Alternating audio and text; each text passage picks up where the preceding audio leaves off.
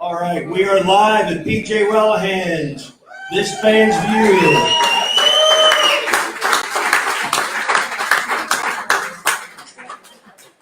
Give it up for this guy, Vince Papale, in the house. Thank you very much.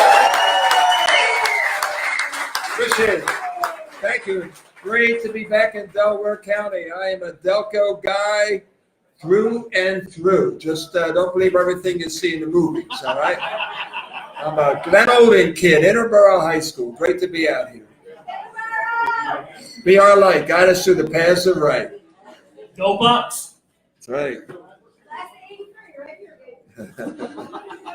So before we get started with this whole Delco thing, we want to thank Dan and Matt and the whole staff here at PJ Whelihan's Newtown Square for having us back again. We want to thank Bill Mattis, who schedules a lot of the players and ex-players for me. And he brought Vince here tonight, so I want to thank Bill for making this happen.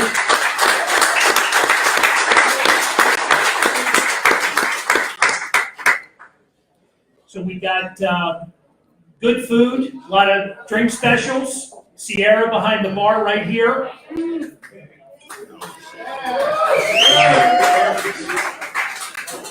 We got a table of raffle prizes over here. Say hi, Sue. So we got a lot of giveaways. We got a lot to talk about. You want to get started? Let's do it. All right. So how do you want to start this? Well, you want to start it with a trivia question? We'll start with a trivia question. Because I know that's your forte. That's my forte. Yes, it is. Okay. Before playing for the Philadelphia Eagles, what football team did Vince play for? That's about starter. You can't pick me though. I know too much. Well, you're wrong anyway. But, So hold on. Yeah, you don't count. Come on, cuz. There we go. The bells, the bell. The bell. the bell. That's okay. Bell. Yeah, The B-E-L-L, not B-E-L-L-E. Okay. we'll take that. She's close enough. All Close right, but enough. All right. Here's one for you though. I'll go one further on that. Before the Bell had a free agent tryout, believe it or not, at Cherry Hill High School, and again I want to thank everybody here at PJ Whelihan's for having me here and also be a part of this great podcast. I actually live about a par 5 from PJ's in Cherry Hill.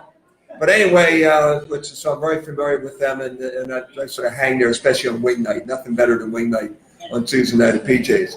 But they had that tryout in Cherry Hill. There were about 800 guys, and it was very similar actually to Dick Vermeil's tryout for the Eagles. And I was there were 2 guys left standing after 4 weeks of tryouts, and me and Dennis Rozzi from Notre Dame. But I did play semi-pro football for a Delaware County team prior to going to the Bell, and that's how the Bell saw me and invited me to that tryout they're having. Does anybody know the semi-pro football team that was here back in there were several of them in the 60s and 70s, so really good football. But anybody remember some of them? One of them used to have, you had Tinicum. Tinicum had a team. Marcus Sook, believe it or not, had a team. And I don't think anybody got it. We played at Sun Valley High School on Friday nights, and I played for a team called the Aston Knights.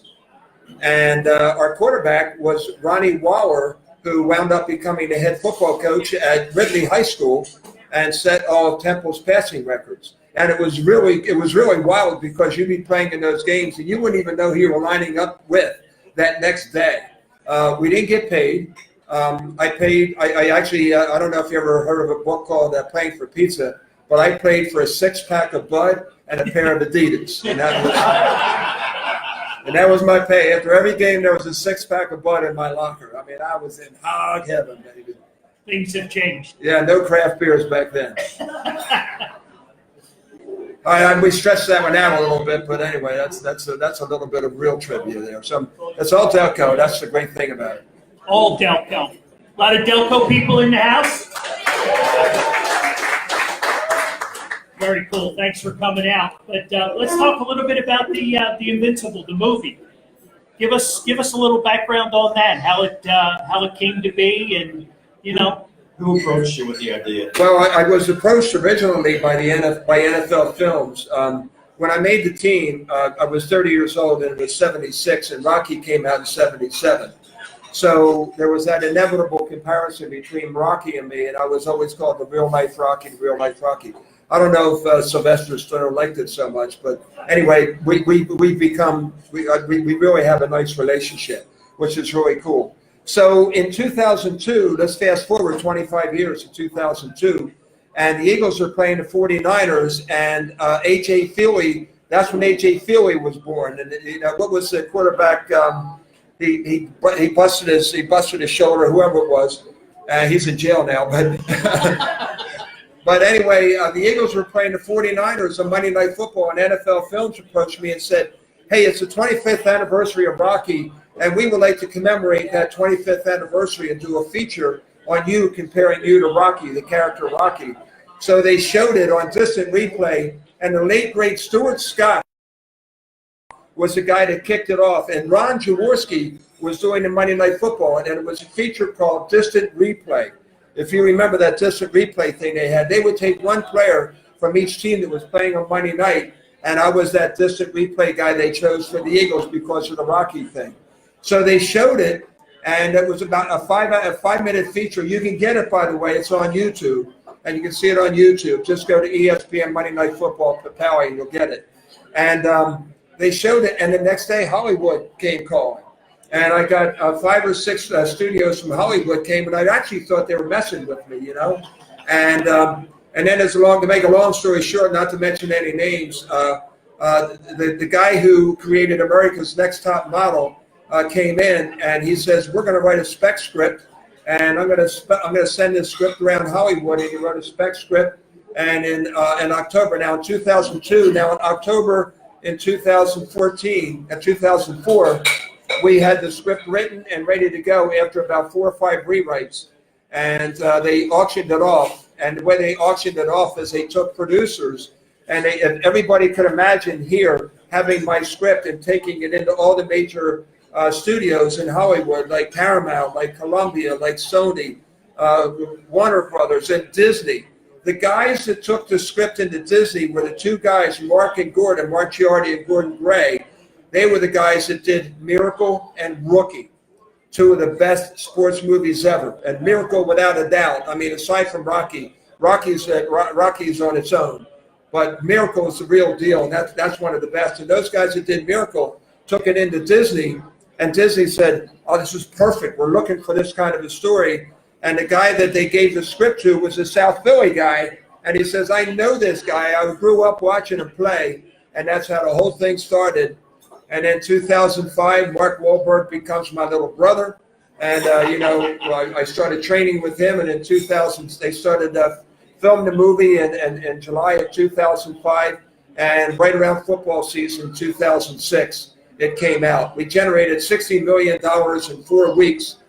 They wanted to bring it out earlier. It ran #1 in the box office for 2 weeks. They wanted to bring it out earlier, but they didn't because they were afraid of competing against snakes on a plane. So here's a question for you. If you had to pick somebody to play you in a movie, Right. would it be Mark Wahlberg? No, it'd be Danny DeVito. So He is a little taller, I think. yeah, it was always sunny in Philadelphia. I'd tell you something. I had no idea who Mark Wahlberg was. I really didn't. And I heard stories about Marky Mark and the Funky Bunch and that kind of stuff. So I go to my buddy. I have his buddy. Everybody has his buddy. You don't have a buddy, right? The guy knows everything about movies. You ever have he just rips off every line for any movie. This is my buddy Rocco. And he's a South Philly guy. I said, "Yo, Rocky, I guess who's playing me?" I said, "Who's that?" He said, "Danny DeVito." I said, this guy, Mark Wahlberg. He said, "Oh my God, I'm not old." He gives me all this Italian shit, the stuff I made, excuse me. And I'm sorry for those underage here. And he says, "Hey, dude, you know you got playing you?" I said, "No." He said, "Dirk Diggler." I said, "Dirk Diggler." I said, "Who the heck's Dirk Diggler?" He said, "Boogie Nights, man, the guy in Boogie Nights." I said, "Boogie Nights? What's that?" He said, "Oh, are you kidding me?" I said, "No, I had no clue. I was so stupid. I stood not." And then he told me what Boogie Nights was. Look it up, Google it up. And Anyway, Mark was my guy, and let me tell you something. He's. I mean, I have a text right here, just from Mark. You know, we were at the Eagles game the other day, and Mark's really into working out. So my daughter Gabrielle and I, we did a flex thing for Mark, and we sent it to him, and in 2 seconds he just sent it back. Tell Gabby I said hi. Tell her I love her, and we still have a close relationship for the last 15, 16 years. He's a phenomenal guy. He embraced the role. He was great to work with. We trained for 2 weeks prior to the shooting of the movie at Northeast High School, and he worked with me, and then I showed him all the drills that Dick Vermeil had us doing. I put Mark through all those drills. We'd go out, we played golf together, just to get to know me, and he did a phenomenal job. Greg Kinnear nailed Coach Vermeil, and Elizabeth Banks playing my love interest, my wife Janet. Who was not a Giants fan, I have to tell you that story. But yeah, so it was pretty cool. But anyway, make a long story short, that's how it came about. We're 13 years in. It's grossed about $1 billion for Disney, and I'm doing quite well. So it's all good. Very good. So, what was going through your mind when you stepped on the field for the first time to try out with all these other people that really had very little football experience? You mean with me having little football experience going there? You know, I really believed in myself, and I believed that I could do it if given the opportunity.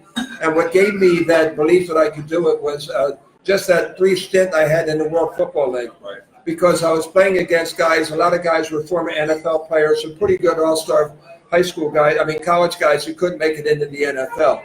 And it was a pretty good caliber of football. And I was 28, 29 years old. But coming off I was a decathlete. People don't really know, that's another story. But I was in absolute incredible condition at 26, 27, 28 years old. And you know, there wasn't, I just felt that I was at that stage in my life where I felt I could will my body to do anything I wanted it to do. And so I felt real confident going out there. I wasn't sure if I was going to get the shot. What Dick Vermeil did, which was really cool, is at first camp he had, and it started the 3rd of July, believe it or not, 1976. The 3rd of July, we're in training camp at Widener, and right down the road there, and he had just rookies and free agents, and so it gave me a chance to sort of settle in. And I was killing it, man. There's these young guys that are flying all over the field, they're just doing great. And then the veterans came in. And now keep in mind, I'm a season ticket holder for 10 years. Right. And these guys coming in, and here's my idol, Harold Carmichael, you know, John Bunning, Bill Berkey, you know, Roman Gabriel. All these guys are my freaking idol. And I sort of backed off a little bit. And after about 3 days of backing off and not hitting anybody, like I was hitting all the rookies and the free agents, Coach Vermeil brought me in. He said, "What happened to you? You're not the same guy you were last week." I said, I feel weird. I said, you know, these guys are my heroes. He said, "They're your heroes?" You know, and he wasn't putting anybody down. He said, "What have they ever done to deserve your respect and the respect of the fans here in Philadelphia?" I said, "Well, you don't understand the Philadelphia fan base, Coach. I mean, you're a West Coast guy. You'll get to know us." He said, "Well, I don't care about the fan base. I know you can make this football team. You got 2 weeks. Either get your head out of your butt or you're gone." And he gave me 2 weeks. And then he put me in a preseason game against the Chargers. I'll never forget. It's a day of remembrance today. Don't forget. You know, this is why I'm wearing my stars and stripes here, and we all know. But I'll never forget it when San Diego, and I was sitting and I'm getting goose pimples telling this story. And I was standing there in the sideline around in San Diego, and you know, San Diego's a big military town. There were a lot of military in the stands because of preseason games, so they're giving a lot of tickets away. And I'm standing there, and they're playing the national anthem, and I just cried like a baby. I cannot believe that I'm in an Eagles uniform, and I'm representing Philadelphia. And then all the bubble was burst because they didn't put me into the game until the last 2 minutes, and then finally coach says, "You're in." You know, put me in, and I made 2 catches and made what they call sight adjustments when they ran a zone or a man-to-man defense, and I broke off the route because I read the defense, and they boom, 2 first downs. And then it got me another week. Right. And then another week was against the New England Patriots, and I got in. I had a really great game, scored a touchdown. Next thing you know, I wound up leading the team in receptions by the end of the training camp. I would have been pissed if I was cut. But my confidence began to grow, and I never really got nervous on the field after Coach Vermeil talked to me because he knew that I knew that I had an advocate. But there were a few guys, I won't mention the coaches' names, but there were a few guys there that did everything they could to run me into the ground because they thought I was a joke. But when I made the team, then they became my guys, became my advocate. And as irony would have it, the next year they voted me captain of the team. Those guys that thought I was a coach and voted me captain, which was a great job. Well, yeah. In your life, you have to prove yourself, don't you? I mean, every day you have to prove yourself. I mean, I speak all over the world, and every time I go up on stage, I feel like it's a Super Bowl. I feel like I have to prove myself, and you always want to give it 110%, be that 1%er that's going to go the extra yard. So yeah, you're absolutely right. That's what life's about, proving yourself. Once you start getting complacent in anything and everything you do, you're gone because it's so freaking competitive out there and so cutthroat and so dirty that you better just always be aware and watch your back. So I do that as a speaker. I do that, and I have great wingman. That's my wife Janet, and two beautiful kids, Gabby and Vinny. So they're my biggest advocates. That's awesome. So 1978 team captain, special teams, and man of the year, Vince Papale. How about it, huh? We could go on and on and on, right? Absolutely. Well, whatever. That was just a great thing. The man of the year thing was just, you get involved in the community, what you do. There's nothing greater than giving and giving back. And everybody gave so much to me. And I felt, the Eagles, we had this great charity called the Eagles Fight for Leukemia. God bless Mr. Leonard Toast, for having that and what he did for Children's Hospital, and built a whole wing in Children's Hospital. And I got involved in that, and then somehow, some way, it was really cool because that Man of the Year thing, I wound up going to Chicago. You know how they make a big deal of it now.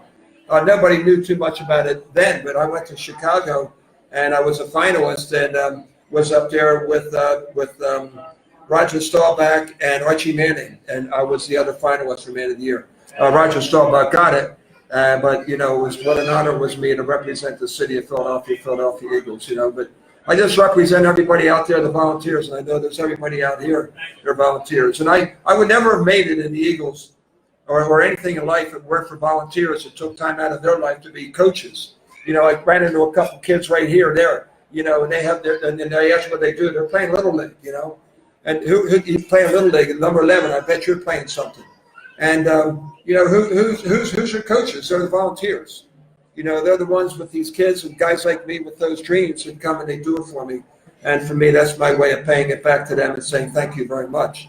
And a guy like George Corner, my high school football coach, worked for him. I owe him everything because I was going through a rough time when I was growing up. My mom was not severely, but she was having some mental illness and anxiety issues, and things weren't pretty at home.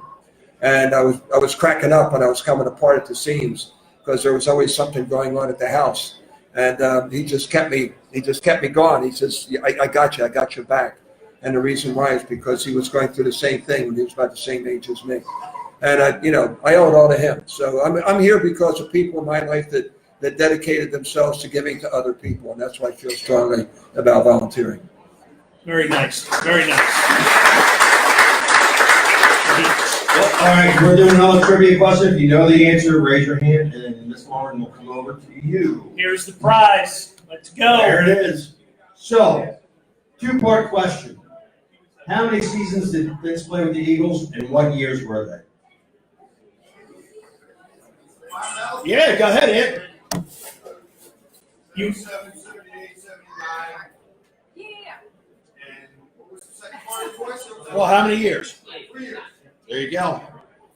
All right, you're off 1 year. Back it up. Yeah. 12. Yeah. Oh, 76. All right, so he's disqualified. We got somebody over there. Come on, he's my cousin. He can't be disqualified. Yeah. Get it right next time. Yeah. If you're family, you should know this. Go, Mr. Nepotism. Over here, Nate's mom. What do you got? Nate's mom. That's right. 76, 77, 78. I got cut in 78, believe it or not, started working for Channel 10 Sports. on the weekends. And then after 3 games, the special teams were sort of falling apart, and Coach Ramil asked me to come back, and I came back and finished up the season in '78, which was great. Very good. Nate's Yeah. mom's a winner over Oh, there. way to go, Nate, Mom. Hey, Nate, what's up, buddy? Anthony, just get another beer and we'll all be good. Oh, easy now. So Nate, big old Nate, my man Nate, he played Little League Baseball this year, and his team, I don't know the name of your team, maybe you can shout it out, but they got to the state championships. What was that? East side. East side, okay, good for you. All right. So congratulations to you. Yeah. Hey, by the way, and also, so I came back in '70 after '70, my 3rd year. I came back my 4th year after surgery. They reconstructed my right shoulder. I played all my career with a separated shoulder. Nobody knew about it, but I did. And but there are certain ways of killing the pain when you're an athlete, professional athlete. And so they repaired it. In my first preseason game back against the Baltimore Colts, I re-separated my right shoulder, and I was getting pulled out of the game because I was having a pretty good game. I had 4 catches, and I was going against Scott Fiske, remember him? And he was drafted from Penn State. And I said, Coach, I said, one more play. I got to get this guy that's returning punts. He's the guy that cheap shot at me and re-separated my shoulder. And I got him. I got him really good. But guess what? I dislocated my left shoulder. So I had a dislocated left. I had a separated right. I was sort of walking around like this, you know. And so I wound up on injured reserve. But it was a blessing in disguise because that injured reserve counted me for a season, and I got a pension from the NFL, baby. So, yeah, it's all good. Then I did TV and radio for a while, and now I don't know what I do. I think I'm functionally unemployed. So we got some questions on Facebook, or you? Looks like we got disconnected. Uh-oh. You got disconnected. I got disconnected. You got disconnected. But anyway, so let's go over the ground rules for raffle prizes up here. Everybody gets a couple of tickets. Come up and see Sue. We've also got one of our sponsors in the house tonight, Humane Pennsylvania. They're doing some fantastic work with the animals. So if you guys can help out, support, maybe throw a couple bucks in the box, I'd certainly appreciate it. And here's my man Dan. Dan from PJ's. Hey, Dan. He's making this all possible, and for that we thank him. Yes. Thank you, Dan. I've got one last request. I've got ticket books for Matt Stairs and the SPCA up in Canada. So if you guys want to get in on that 50-50 raffle, we've got those as well.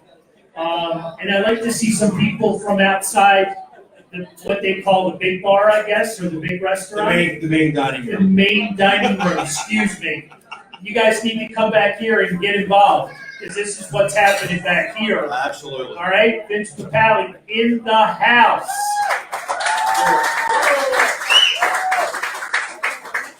All right. Is there any questions from the room? All right, Cliff's got one. There we go. All right, Vince, if you were younger, and you were coached by ESPN, would you do the body issue? The who? The body issue. What's that? The one that the offensive lineman just did. Oh, that? Oh, with a heartbeat. Are you kidding me?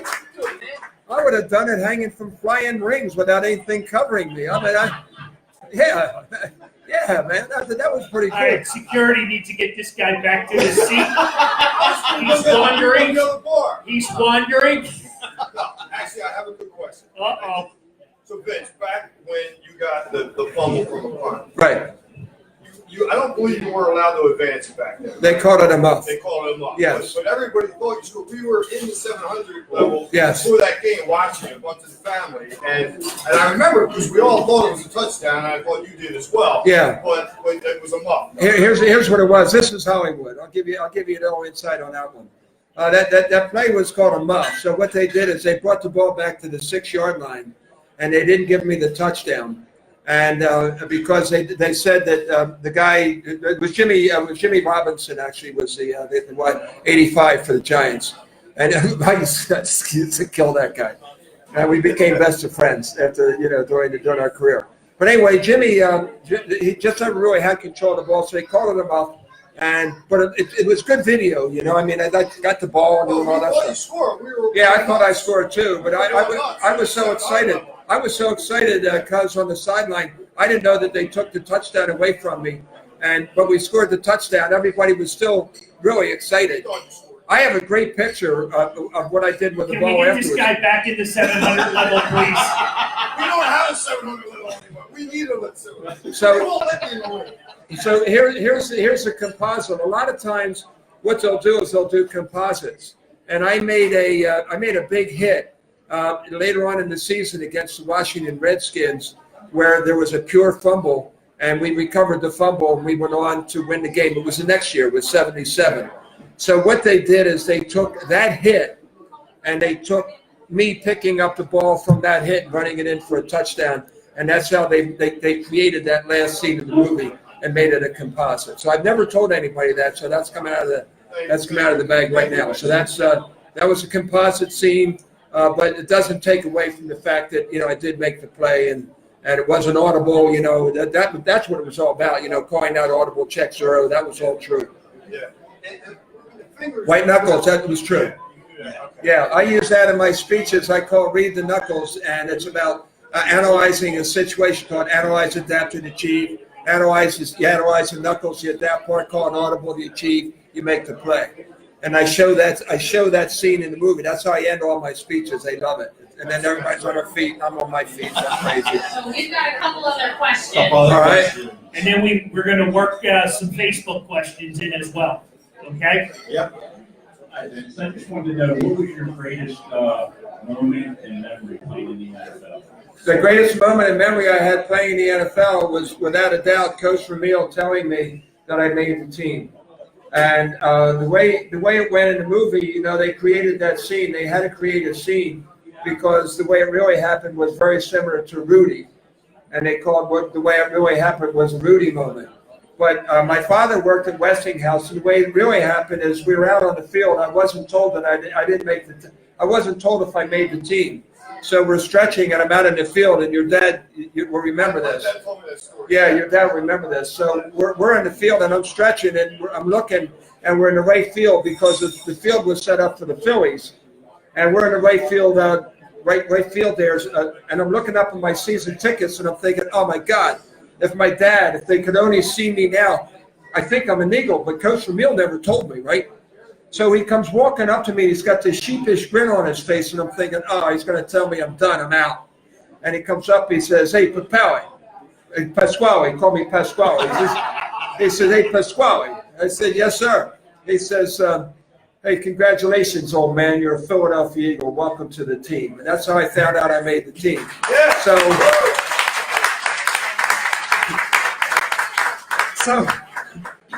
there's no cell phones in 1976, right? But there is a payphone in the Phillies dugout that I knew of. And I had in my pocket, if I found out I made the team, I had the phone number of the shop steward at Building E where my father was working at Westinghouse. And I said to Coach Ramil, I said, oh my God, Coach, tell me you're not BSing me, right? I said, I'm really a Philadelphia Eagle. He goes, yeah, you're a Philadelphia Eagle. I said, oh, guys, I said, my dad's dying. My dad, he got to know my dad because my dad was at every practice after Westinghouse. He would come to every practice, right, in his Westinghouse blues. And I said, I got to call my dad. He says, all right, I'll give you 5 minutes. He says, what, you said you're sure not going to call the press? You're not going to call a press conference. So I said, no. So I called my dad. I get the shop steward. I get Slim Kaufman. This guy's had a central casting. He's about 6'6". 160 pounds, always has a cigarette hanging out of his mouth. And I said, Slim, this is collect call from Vince Papale. Yeah, I'll take the call, So they're waiting for the call. And I said, hey, Slim, tell Kingy, that's my father's nickname, Kingy, his little boy, Vincey. That was my name as a kid, Vincey. Tell Kingy, his little boy, Vincey's a Philadelphia Eagle. I start crying. And Westinghouse went nuts. It was just like Rudy, in the background. That's awesome. Yeah, they announced it on the PA system, and congratulations to Kingy and his son's a Philadelphia Eagle, and that's how it happened. We couldn't use the scene because it was very similar when Rudy found out that he made it to he made it into Notre Dame. So they call that a Rudy moment. So they created that scene where I walked in with Coach Ramil, handed him my playbook, and he, what are you crazy? No. So that's how it happens. So we got a follow-up to this with Joe Stinger on Facebook, Yes. down in Brooksville, Florida. Yeah, So, Hey, what's up, Joe? I just bought a house in Jupiter. I hope you're my neighbor. He wants to know, did Dennis Frank really help you as much as the movie portrayed? Yeah, Dennis Franks really did help me. He was my advocate. There was another guy that was a safety on the team, and from Villanova, and he helped me as well. And but Dennis Franks was a big advocate of mine. We trained together. He taught me how to lift, and I taught him how to run. And the both of us, we were doormen at Fran O'Brien's, and we worked together. And he was an integral part. I could not have done it without Dennis Franks, and we're close as heck today. Dennis Frankson actually wrote a book called The Last Laugh, and it's all about that hit. You know, that hit that I made, and there's Dennis and I yucking on the sideline, and there's a picture on the Hall of Fame of us on the sideline just throwing our heads back. It's called The Last Laugh. And he and I wrote a book called The Last Laugh, Vision to Victory, and it's on Amazon.com if anybody cares. So, yeah. great book, Yeah. great book. And we do have another question from Mrs. Henderson. I just want to know, in the movie, you took the pads off, so Right. you could run. Did you really do that? Yeah, it's in the movie. I took the pads off to play. You could find it if you Google me up and go to images, Invincible Images, and you'll see a picture of me in quarterback shoulder pads with leather shoulder pads. They were the lightest thing I could get my hands on, and I did do that. I wore no thigh pads, no knee pads, no hip pads, no pads whatsoever, except for shoulder pads because I had to wear them.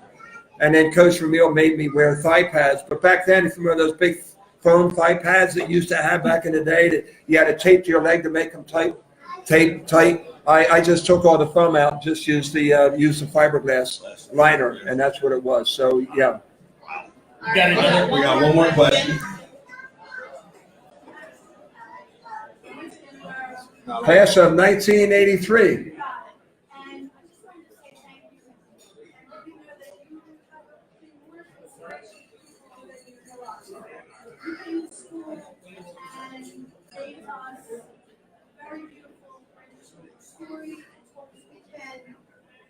You know, do whatever we put our minds on, whatever we do. I'm telling you that day, we touched a lot of things that day. What do you have about? Thank you. Thank you. Thank you. I appreciate that very much. And, you know, it's sort of crazy. Social media scares me because of its potential to do things that aren't so good. But I'll tell you one thing about social media and Facebook and Twitter. It's enabled me to reconnect with a lot of my students and people that have reached out and have said that. And they said, you have no idea. I had 6 of the most, you know, when I graduated from St. Joe's and I thought I was going to go in the Vietnam War. I was about ready to actually enlist in the Marines and or the Air Force. And then all of a sudden, Interborough offered me a teaching job. I had no teaching credits, so I went back to St. Joe's after graduation, took 4 classes, got an emergency certificate, and started teaching in Interborough. Then I wound up assistant football coach, head track coach for 6 years. It was the greatest time of my life, other than, of course, playing for the Philadelphia Eagles and now being a dad and having 2 beautiful children. I would never, ever, ever replace those 6 years at Interborough for anything that I did, and the impact and that the students had on me. And it's funny, I was talking to my son Vinny the other day about my experiences at Interborough and why I started doing counseling is because his girlfriend wants to be a counselor. Why'd you work on your master's in counseling? And it's because I just wanted to help the kids at Interborough. So thank you. I appreciate that very much. So let's do another trivia or 2. Yeah, we will. Okay, so who knows the first team that Vince played against regular season? Regular season Regular game. We season got game. somebody, hold on. Oh, we All got right, somebody. look at this. There we go. Cowboys. Who fed him that answer? Huh? That's right. Yeah? Good for him. Come on up, young man. Get your prize. Come on up. Did you give that to him? I would be glad to get that. See that? Look at you. And you got all the autographs. This is my man. I saw him later on. Good. Look, he got number 83 on his back. Oh. Good. We have Carl. We have Matt Stairs watching. Matt's on the. Matt was our guest last Hey, month. what's up, Matt? So he's now watching. I don't know if he's is he home? I'm not I don't sure. know. So Another trivia? Big fan of yours, Matt. Let's do another one. all On the right. field and on the air. For those of you that have seen the movie, what was the name of the bar that Vince worked at? Okay, we got. Man, hands are up. I got this guy at the bar. Was it Max's? It Yeah. was. You got it, Max's. Very good. Max's Tavern, and now it's been brought out, and it's now called the Tumble Inn, and it's on Chester Pike, right at Lincoln Avenue and Chester Pike, right at the top of the hill next to the Wawa. Okay. Yeah, Max's. That was right there. That was right there in Interborough. I also played for Deacon Ale House and Cannon's Cafe. Played for a bunch of rough, tough teams back there. I couldn't afford. I was teaching school. I couldn't afford to buy a beer. So if I played for the team, I get free beers. So hey, that's a pretty good deal if you ask me. Pizza and beer. Right? 6-pack and a pair of cleats. That's it. Yeah. Right? Hey, you started to get into it, and we kind of cut you off, but I know you want to talk about Vinny and Gabrielle a little bit. Oh, thank you. And you got the open mic, so go for it. Oh, okay. Well, let me start with my daughter Gabrielle. How many saw the movie? To see the movie? All right. So remember that scene in the movie right after the Cowboys game? I did not have here a deer in the headlights. That was a Hollywood creation, by the way.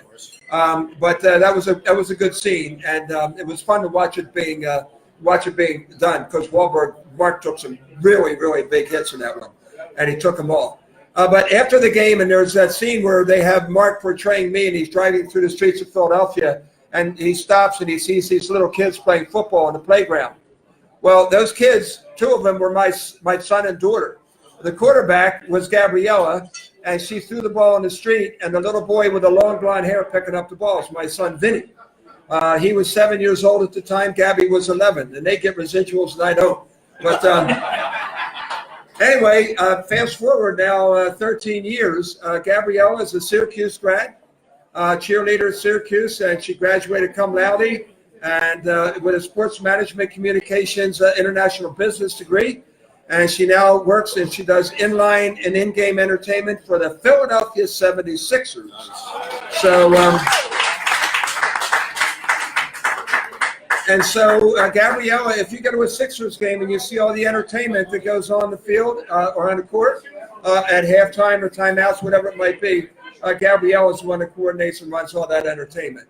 I'm also proud to say that Gabrielle right now and I are creating a podcast very similar to this. It's going to be one of the first father-son podcasts in the country, and it's going to be called Invincible Gab, and every pun intended.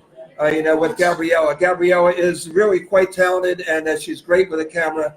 And we're going to take that millennial point of view with the old school, the retro point of view about a lot of things. We've got a tremendous lineup of people from professional athletes, actors, actresses, people in entertainment in the sports world. I've got a couple of Navy SEALs, the Medal of Honor winners that are all going to come on, and we're just going to sort of just throw the crap a little bit, and sort of whatever it is. So I'm doing that.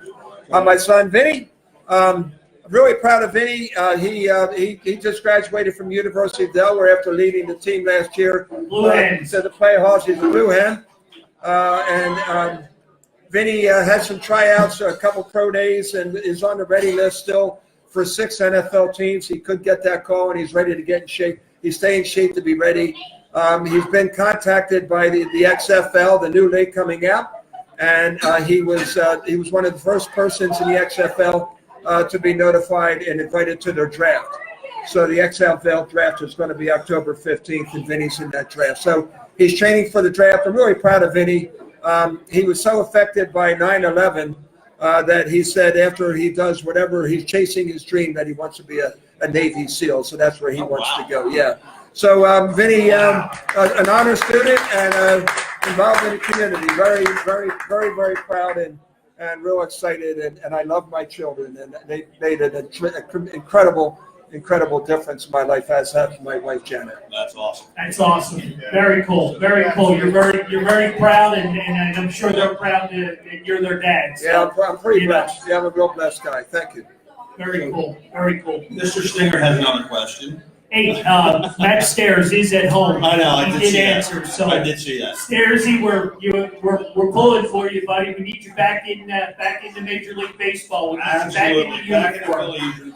So, He's got 400-foot bombs on a softball team right now after drinking 8 beers. I thought security got this guy out of here. He's still here? That's the Italian in him. What are you going to do? He's still here? There's a lot of Italians here. That's okay. That's a good thing. That's okay. You should feel safe. Is that why I see all those vans out there with the tinted windows? I don't know, earlier they were talking about pinky rings and I thought I was old. Wow. So Joe Stinger wants to know, is there any significance behind 83? Yeah, the significance behind 83 was given to me by the equipment manager at Philadelphia Eagles, and he told me that I reminded him of Bobby Walston, who was on that championship team with Tommy McDonald, and he was also with Pete Retzlaff, and I wore number 83, and that was basically it. And Blackjack Ferrani, Westchester, he went to Westchester, and he played also. So they were the two numbers, and it was one given to me. I really wanted number 25 to honor Tommy McDonald, who was my boyhood idol. I mean, Tommy was my guy. And his son Chris played wide receiver at the University of Delaware. I'm very close with his son. And I wanted 25, but they wouldn't give me 25. They were holding that one off. So they eventually gave it to LaShawn McCoy.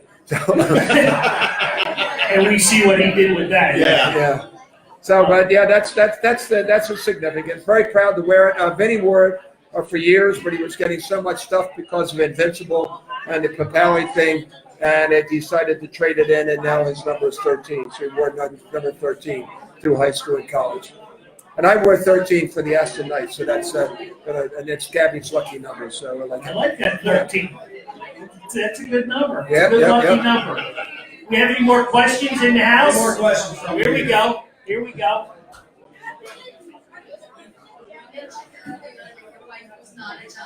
right. Tell us the story. Yeah, sure. My wife Janet, my wife of 26 years now, is not a Giants fan. We met my rookie year, and we met when she had just come back from coaching and teaching in South Africa, because Janet was on the USA World Gymnastics team, and she was a world-class gymnast and also a world-class coach, world-renowned coach. So we met in '76, and but we didn't date. And then 27 years ago, we met again. And she was really never an Eagles fan. She was a Penn State fan because she went to Penn State. So here's the story. We needed the NFL's endorsement to get the branding rights so we could call our team in the movie the Philadelphia Eagles and not the Philadelphia Turkeys or Philadelphia whatever they are, the Hawks. So in order to do that, the NFL said we had to make a couple compromises, and what they wanted to do, your wife has to be a Giants fan, and your wife has to be she has to be a bartender. Now, the irony behind that is her uncle owned the bar, so that was okay. So the Giants fan thing, I said, Janet, you have to sign off on it. She says, well, it's not my movie, it's your movie. I said, it's our movie. No, it's not. It's not. It's yours. So she signed off on it, and that's how she became a Giants fan. But it's great because when I go out and speak, I have this whole segment when I show the trailer of the movie. And then after that, I have this little segment called Real, R-E-E-L versus R-E-A-L, Real versus Real. Like Spy versus Spy. Remember Mad Magazine? So I do the Real versus Real. And the first thing I said is, your wife's still a Giants fan? And I go through this whole slide presentation of her as a gymnast and eventually in the Giants thing for with Elizabeth Banks. But now Janet is true and blue. She's a Nittany Lion. And We are. We are. There's a big rivalry this week, right? Yeah. There's a Pitt fan in the house. I know he's somewhere. So Janet and here's a total irony of it. Janet right now is probably playing golf or pickleball with Doug Peterson's wife, and Doug and I and Janet. Janet has been a realtor for 20 years. So all the time she's come in and out of Philadelphia, either as a coach or player, she's handled their affairs. So we do their football affairs and housing affairs. So Janet. You need to clear that up, right? So Janet is, you know, we're very close to the Peterson family. I'm a big Doug Peterson fan. I believe in him and where he's gone, and just so happy and proud for him. And this year, the talent that team has, you know, I think that Malcolm Jenkins said it right after the game the other day. Doug gave his post-game speech. He says, we have all we need to win right here in this room. I'd like to see one more guy in that room. That's my son, Vinny. But they have a lot of talent. And, you know, God bless Philadelphia Eagles and Doug Peterson and the Eagles for what they've done. And, you know, bring that Super Bowl home to us. So how do you feel about the team we have today? Oh, it's so talented, you know, and it's just you know, it's just staying healthy. Look, we've already lost one of our top defenders, you know, and you never know. That's the name of the game. Look at last year. You know, I'll tell you what really impressed me about last year is a lot of times when somebody in the Dallas Cowboys or the LA Rams or somebody, they get injured and they lose a game, they start making excuses for them because Zeke didn't play because he was suspended, or that guy didn't play because he was injured, whatever it was. We don't make excuses because we're Philadelphians, man. You know, we just go out there and It's not even Cowboys week, and he's beating up on them. you know. So and the team never made excuses, and they came up in the locker room, and you hear it all the time. It's very simple. Next man up. You know, who's going to fill the void, and that's what it is. Next man up and next person up. And who do you play for? You know, you play for the guy next to you. And that was the attitude that they had all year. They had a chip on their shoulder, and they played with that chip. And, man, they sort of got, you know, with Nick Foles. And poor Nick, you know. I mean, how sad is that? And Gardner Minshew, the replacement for Nick, happens to be my son's best friend that he trained with down at Boca, you know, getting ready for all these football combines. So, yeah, so all good. So I'm really excited about the Eagles. They have what it takes, but already the Cowboys have been anointed. So we don't have. Yeah, we don't stand a chance. How about a couple of trivia questions? All right. I only got a couple left. So, how many tackles did Vince have in his career? Here we go. There we We go. got it. Miss Marissa? 20. There you go. Very good. Very good. Good job. They were initial hits. They were 28 initial hits. They didn't back then. They didn't count the what do they call them when somebody else comes in and give it a half or an assist.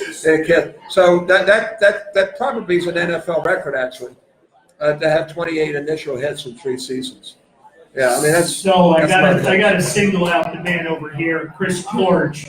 He's a New York fan, so the allegiance has got to bleed to the Meadowlands somehow, some way. So Hey, that's all right. We all have one thing in common, right? We hate the Cowboys. Is that the enemy of my enemy is my friend? You know, it's funny. I just booked a deal to go up to the MetLife in a couple of weeks to do a speech. I said, "Are you kidding me? You got a Philadelphia Eagle coming to MetLife to a bunch of New Yorkers?" But yeah, it'll be fun. Looking forward to that. another trivia. Sure, I got one left. 28 tackles. That's And we'll do this. So, there's a TV show that did a spoof of Invincible. What was it?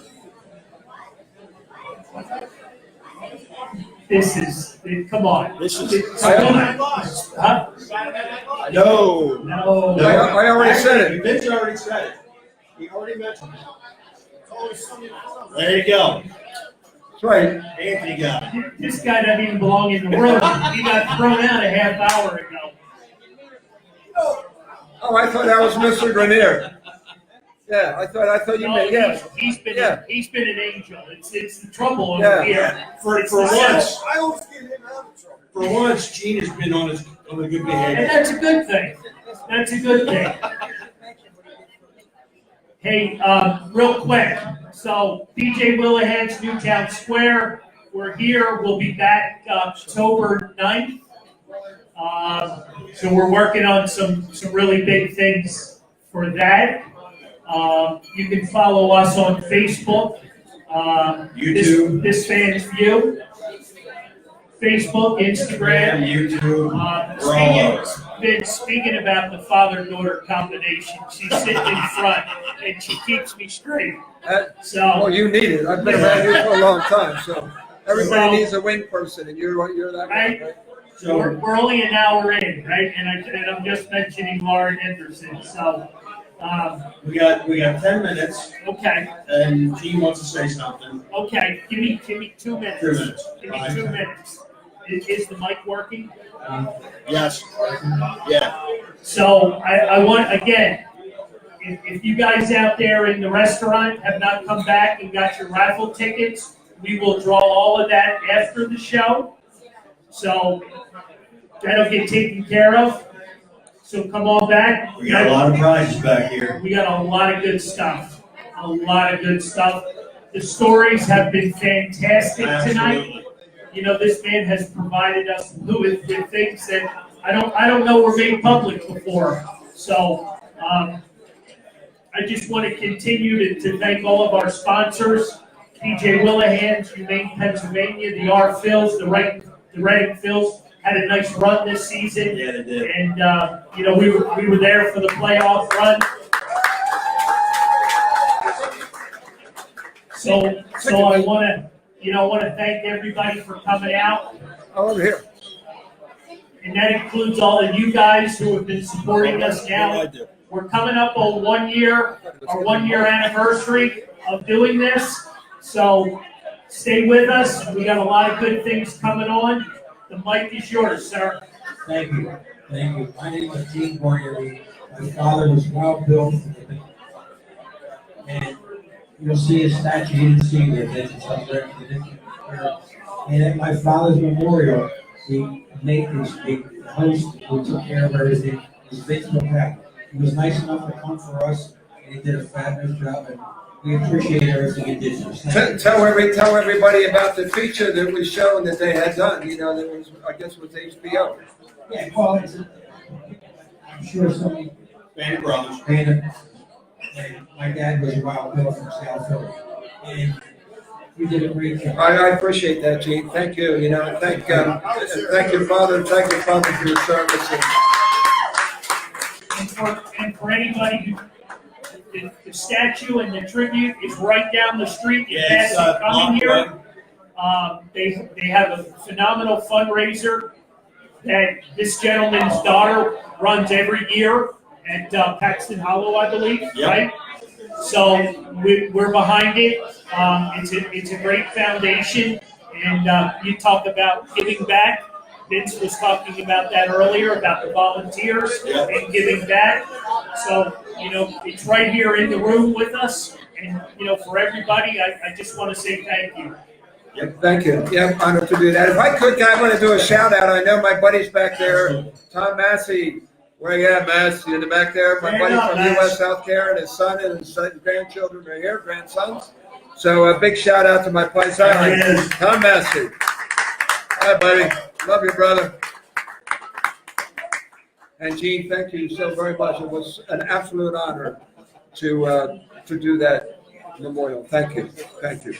Any more questions in the room? We got some. We got 5 minutes We left. got a few minutes. Any questions? No. Movie, football, life in Anything. general? All right, right here. There we go. Oh, the Who's Nuts T-shirt. That's a great story. Back in the day, they used to, George Allen and guys used to give out bounties. If you knocked the quarterback out of a game, you might get a refrigerator, you get a TV, you get a radio. I'm serious. And then they have like cash bounties, you know. And if you remember Buddy Ryan, they had that game against the Redskins, the Bounty Bowl. Well, they got rid of the bounties, but we had a coach, and his name was Kenny Iman, and he played about 300 years in the NFL. Man, he played too many games without a helmet.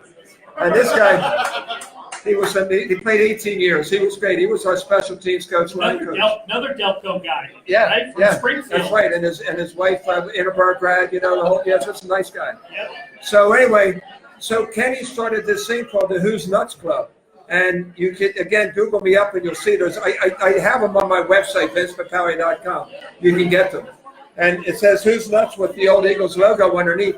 And if you made a big hit on a guy, and like that play I made that you saw at the end of the movie, I got a couple T-shirts for that. I got one for the Redskins hit, and the ones for the Giants hit. And that was our game ball, a special teams game ball. That's the Who's Nuts T-shirt instead of getting Valley. And they were we competed really hard for those T-shirts. So it's pretty cool. That's what it's all about. And then I was playing out in St. Louis, and all of a sudden this guy jumped over the fence and he comes up to me on the side on the bench, and I thought he was going to hit me because I cheap shotted their punter, and I thought somebody was going to get me. And here he gave me a Who's Nuts International T-shirt. So I was a member of the Who's Nuts International. So that's it. That's a Who's Nuts. That's a great question. Thank you. So, great story. can you take a couple minutes and talk about your book? Yeah, well, my book, The Last Laugh from Vision to Victory. It's Dennis Franks and myself celebrating 40 years of friendship. And we came up with what we call the Victor's Code, starting with vision to victory, with vehemence and vitality, and some other fun things in between. And we interviewed celebrities and sports people and entrepreneurs from around the country, and we had them tell their story of success to our code. And also we tell our story and yuck around, tell some football stuff about the hit we made against the Redskins and wound up in the Pro Football Hall of Fame. So it's Last Laugh Vision to Victory, and it's at Amazon.com or shop.com. So very proud of it. And BarnesandNoble.com as well. So really proud of it. It's done very well. So as we're wrapping up, again, I want to thank everybody for coming out to PJ's. It appears to be another packed house. It looks pretty crowded. Well, it's pretty energetic, that's for sure. You guys deserve a hand. Thanks for coming out. Thanks for coming.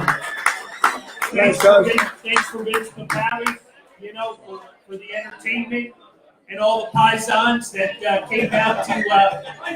I'm allowed to say that, right? Absolutely. Well, Yeah. You're by association. Married to one. Well, yeah.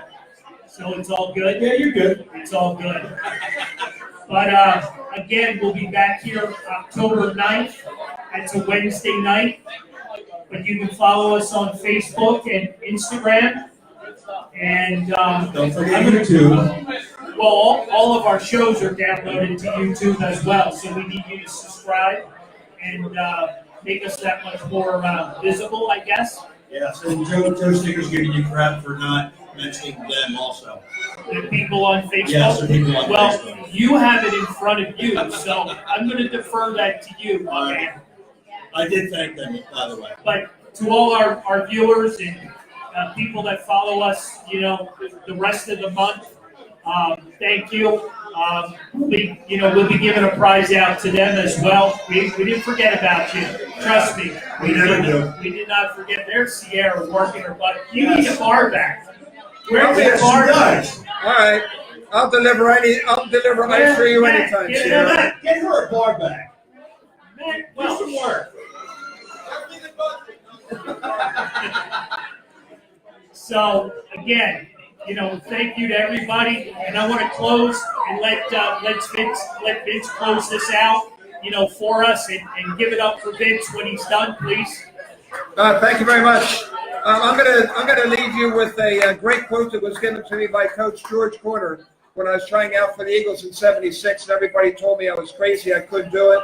30 years old, never been done before, didn't play college football. And he gave me this great quote that goes like this: "It's happy are those who dream dreams and are willing to pay the price to make their dreams come true." The question is, are you willing to pay the price? If not, you're just a poser. Happy are those who dream dreams and are willing to pay the price to make their dreams come true. Thank you very much, you guys, and thank you, PJ Whelihan. Fly, Eagles, fly, and God bless America, baby. Thank you. There you go. Thank you very much. Thank you. Thank you very much. That was fun. I got 3 things out, but I never told anybody about it. Thank you.